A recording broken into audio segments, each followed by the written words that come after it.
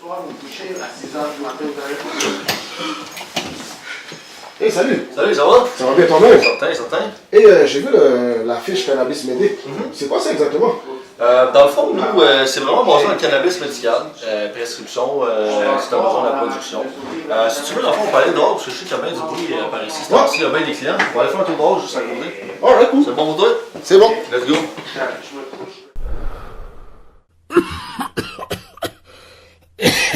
Let's take a smoke break.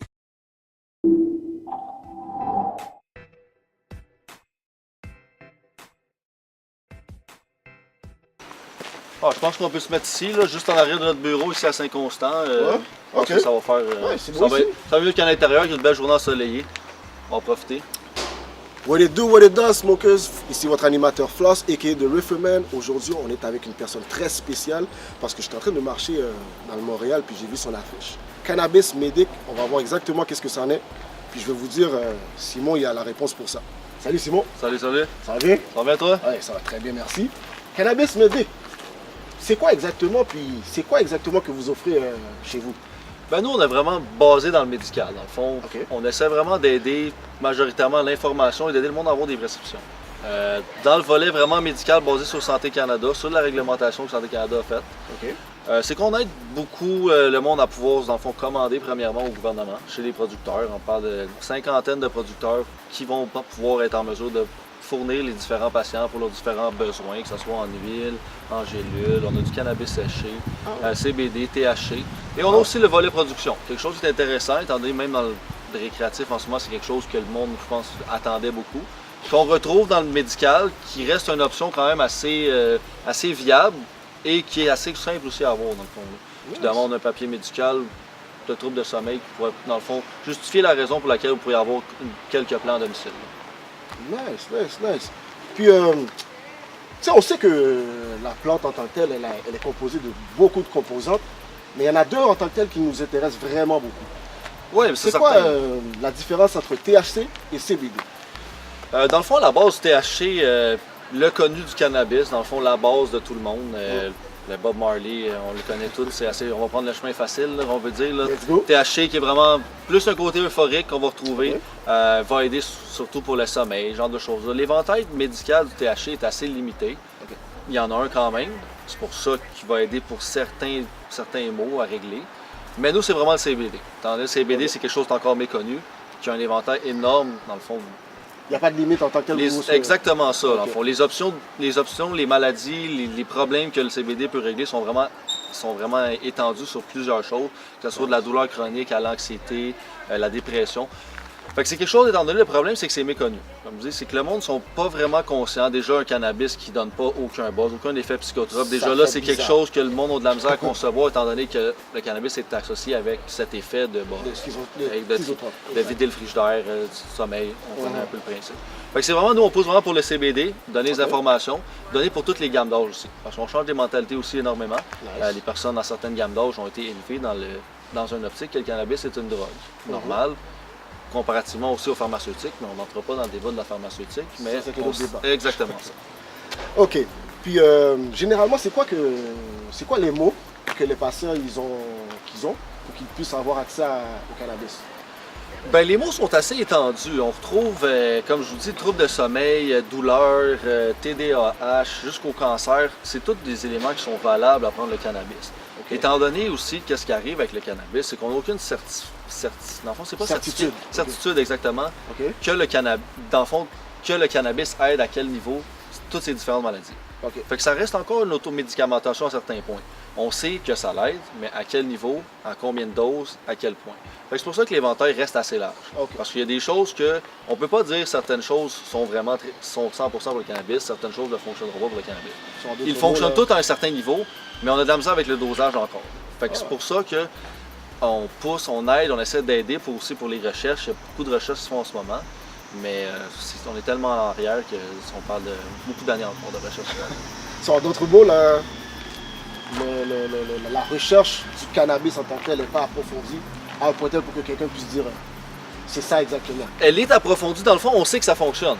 OK. À quel niveau? Admettons, on va prendre un exemple simple. Tu as des douleurs, j'ai des douleurs. On a des douleurs les deux, on ne peut pas quantifier à quelle douleur parce que 10 pour toi n'est peut-être pas le même 10 pour moi. Mais la dose que toi, ça va prendre pour enlever la douleur sera sûrement pas la même que moi. Mais ça va fonctionner. On sait au bout du compte que ça va fonctionner. C'est juste que le monde sont habitués, on est habitué dans les médicaments, la pharmaceutique, à avoir une dose, à savoir l'effet secondaire. Le monde sont habitués avec des certitudes, sont habitués avec des garanties. Là, c'est qu'on patauge. On est dans quelque chose qui n'a pas de garantie, qui n'a pas de certitude. On essaie, c'est un essai-erreur, on voit comment on réagit. Puis à ce moment-là, on augmente les doses, on change. Fait que c'est du monde, il faut avoir la volonté, il faut avoir la patience, mais on s'entend aussi que c'est très bon pour le corps. D'éliminer tous ces médicaments qui vont donner des effets secondaires. Quand le cannabis, lui, a comme effet secondaire un trip de bouffe, s'endormir. C'est les plus gros effets secondaires qu'on va retrouver. Puis ma prochaine question serait pour toi. Là, maintenant que le fait que le cannabis va devenir légal au mois d'octobre prochain, toi, ton point de vue là-dessus, c'est quoi? Ça donne quoi pour toi? Ben, j'espère premièrement que ça ne fera pas mauvaise publicité au cannabis, parce qu'on est dans une bonne montée. Au départ, c'est sûr que parler de la légalisation a beaucoup aidé le médical, dans le fond, à mettre le cannabis en avant-plan, à parler de l'aspect, dans le fond, du cannabis lui-même, qui a amené le monde à s'intéresser à l'aspect médical. Fait qu'on a amené, par biais du récréatif, on a amené le monde à s'intéresser au médical. Mais là, le récréatif est légalisé. Le récréatif va passer de l'avant du médical. Fait que là, on ne sait pas, dans le fond, la réaction que le monde va avoir face au cannabis, parce qu'on sait que le cannabis qu'on va retrouver dans différents points de vente, différentes provinces, ça va être que du THC, normalement. Fait que le côté médical ne sera pas... C'est pas là qu'on va retrouver le côté médical. Fait que du monde qui était intéressé au départ vont peut-être perdre cet intérêt en voyant que finalement, c'est juste du cannabis, finalement, c'est juste pour buzzer. Puis ce qu'ils ont lu sur Internet reste sur Internet. Il faut avoir l'intérêt de venir nous voir, de prendre les informations, de voir avec du monde, en fond, qui comprennent, qui connaissent le cannabis. Parce que c'est facile, sur Internet, on peut trouver des extraterrestres sur Internet. Là.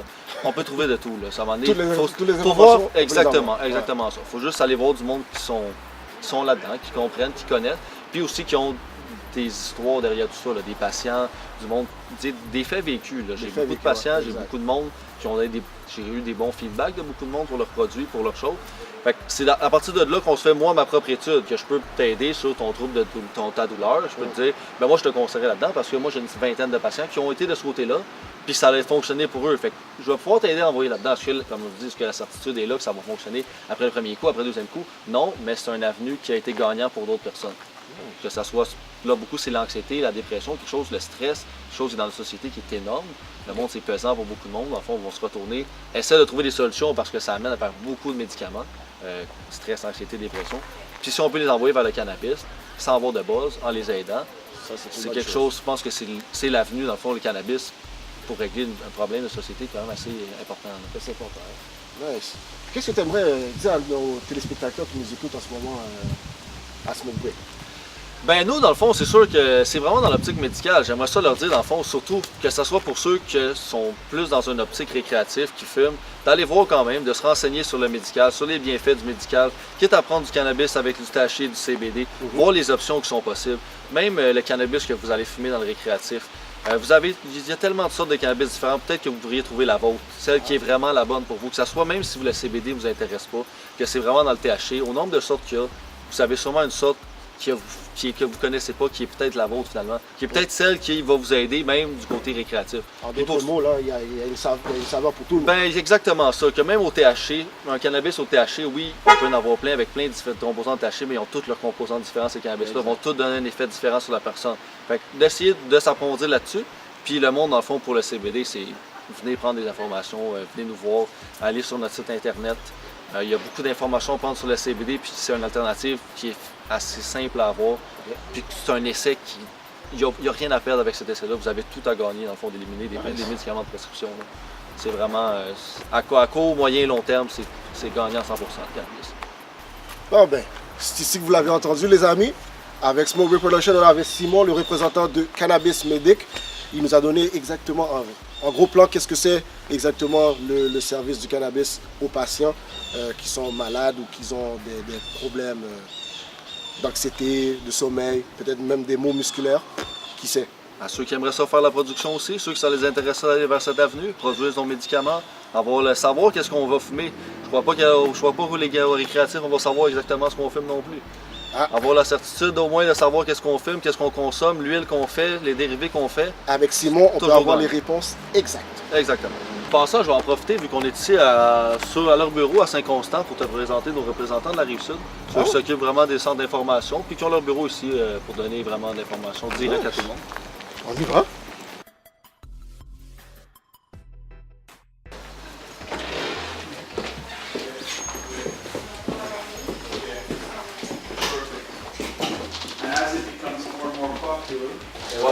Ah, bonjour, bonjour. Bonjour, Michel.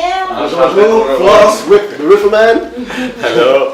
Alors, vous êtes les représentants de la Rive-Sud du cannabis médic, c'est ça? Oui, c'est bien ça. Nous autres, c'est Richel, c'est mon partner. OK. Et nous autres, on est les représentants ici. Et on est ici pour accueillir tout le monde et puis pour vous servir, pour vous maintenir à point de ce que le cannabis peut faire pour vous.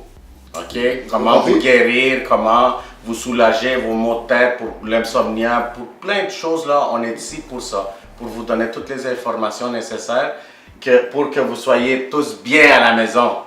Oui, on assure aussi un bon service à la clientèle, c'est qu'on accompagne nos clients du début jusqu'à la fin. Donc, le tout se fait dans une confidentialité.